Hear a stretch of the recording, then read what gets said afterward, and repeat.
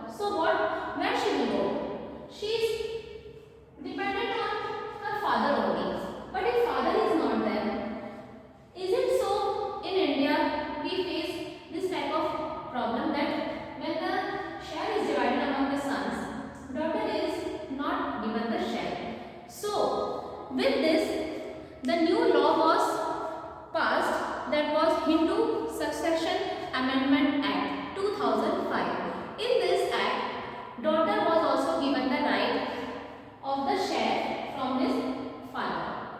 This share is also divided among the son and the mother.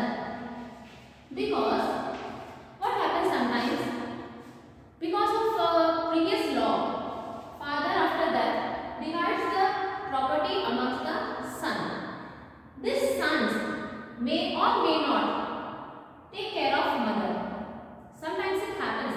It is a bitter truth, but it happens many times that farmer son do not take care of mother. At that time, what mother will do?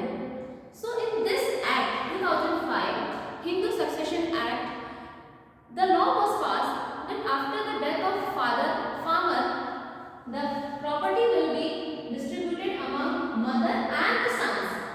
And further, if daughter claims for the property, she will also be given the shares. So this was the basic law of Hindu Succession Amendment